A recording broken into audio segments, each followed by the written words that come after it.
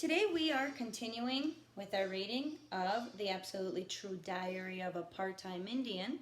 We're going to be reading chapter 10 called Tears of a Clown, and it can be found on page 74. Now I'm going to tell you right off the bat that what we've got here in this short chapter is a flashback. So it's your job to figure out exactly what makes it a flashback. Are you ready?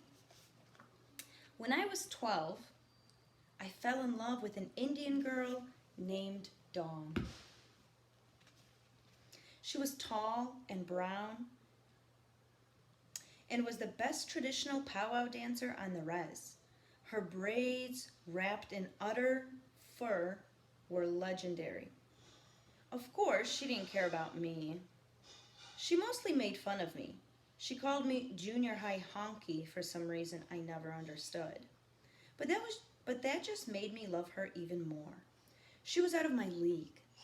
And even though I was only 12, I knew that I'd be one of those guys who always fell in love with the unreachable, ungettable, and uninterested.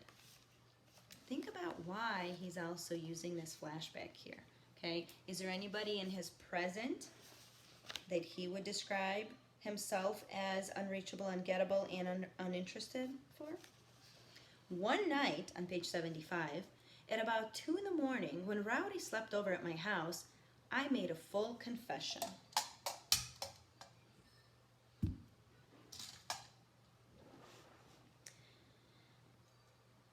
Man, I said, I love Don so much.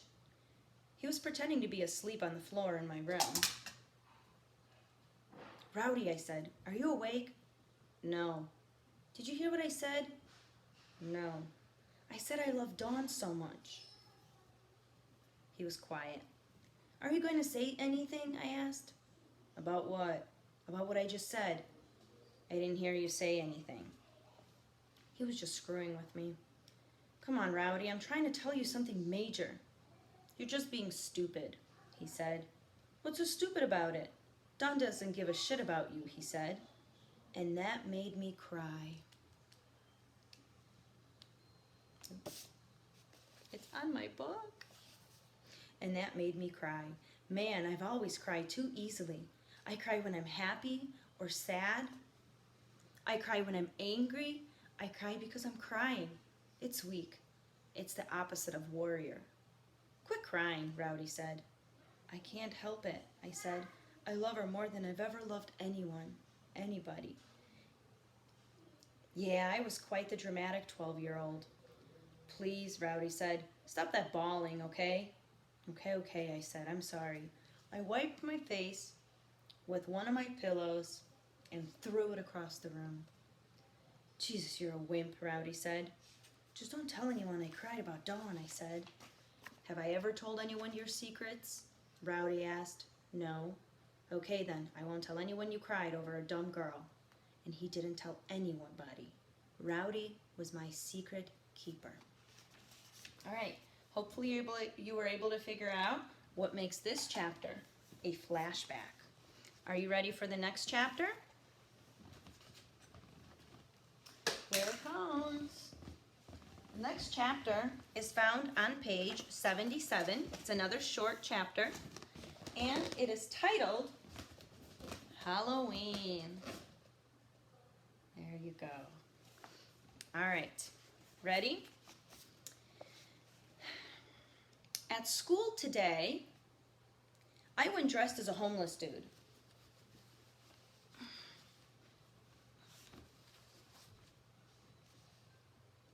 It was a pretty easy costume for me. There's not much difference between my good and my bad clothes, so I pretty much look half homeless anyway. And Penelope went dressed as a homeless woman.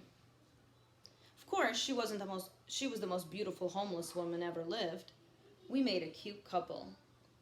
Of course, we weren't a couple at all, but I still found the need to comment on our common taste. Hey, I said, we have the same costume. I thought she was just going to sniff at me again, but she almost smiled. You have a good costume, Penelope said. You look really homeless. Thank you, I said. You look really cute. I'm I'm not trying to be cute, she said. I'm wearing this to protest the treatment of homeless people in this country. I'm going to ask for only spare change tonight instead of candy, and I'm going to give it to all the homeless. All to the homeless. I didn't understand how wearing a Halloween costume could become a political statement, but I admired her commitment. I wanted her to admire my commitment too, so I lied. Well, I said, I'm wearing this to protest the treatment of homeless Native Americans in this country. Oh, she said, I guess that's pretty cool. Yeah, that spare change thing is a good idea. I think I might do that too. Of course, after school I'd be trick-or-treating on the res, so I wouldn't collect as much spare change as Penelope would in Reardon. Hey, I said, why don't we pool our money tomorrow and send it together? We'd be able to give twice as much. Penelope stared at me. She studied me. I think she was trying to figure out if I was serious. Are you for real? She asked. Yes, I said. Well, okay, she said. That's a deal. Cool, cool, cool, I said. So later that night, I went out trick-or-treating on the res. It was a pretty stupid idea, I guess. I was probably too old to be trick-or-treating. Oh. Halloween. I was too old to be trick-or-treating, even if I was asking for spare change for the homeless. Oh, plenty of people were happy to give me spare change, and more than a few of them gave me candy and spare change. And my dad was home and sober, and he gave me $1. Remember how he said his dad was always drunk? Pay attention to the fact that today on Halloween, his dad is sober and at home. Why? And he gave me $1. He was almost always home and sober and generous on Halloween. A few folks, especially the grandmothers, thought I was a brave little dude for going to a white school. But there were a lot more people who just called me names and slammed the door in my face. And I didn't even consider what other kids might do to me. About 10 o'clock, as I was walking home, 3 guys jumped me. I couldn't tell who they were. They all wore Frankenstein masks, and they shoved me to the ground and kicked me a few times and spit on me. I could handle the kicks, but the spit made me feel like an insect, like a slug burning to death from salty spit. Look at all that figurative language.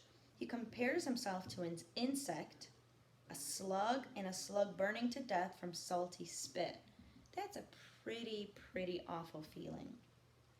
They didn't beat me up too bad. I could tell they didn't want to put me in the hospital or anything. Mostly they just wanted to remind me that I was a traitor, and they wanted to steal my candy and the money. It wasn't much, maybe $10 in coins and dollar bills, but that money and the idea of giving it to poor people had made me feel pretty good about myself. I was a poor kid raising money for other poor people. It made me feel almost honorable, but I just felt stupid and naive after those guys took off. I lay there in the dirt and remembered how Rowdy and I used to trick-or-treat together. We'd always wear the same costume, and I knew that if I'd been with him, I never would have gotten assaulted. And then I wondered if Rowdy was one of the guys who just beat me up. Damn, that would be awful. But I couldn't believe it.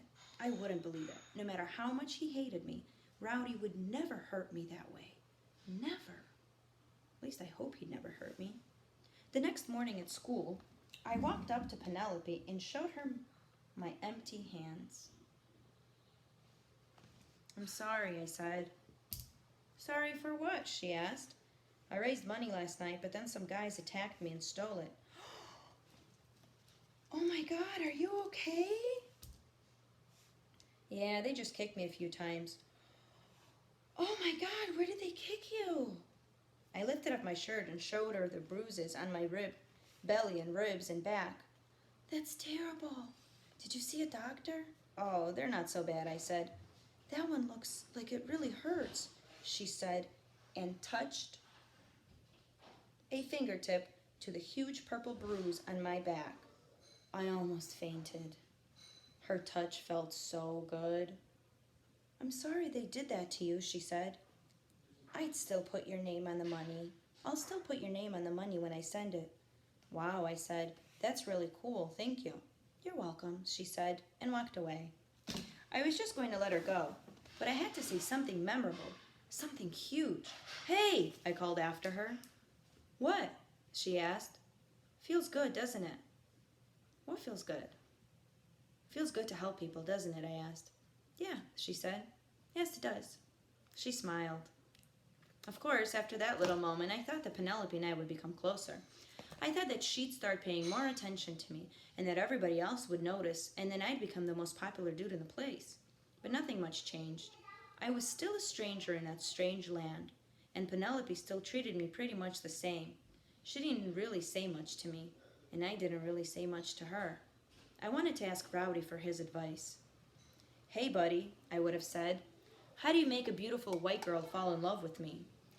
Well, buddy, he would have said, the first thing you have to do is change the way you look, the way you talk, and the way you walk. And then she'll think you're her freaking Prince Charming. And this chapter was called Halloween. All right, guys. Nice job. Good reading.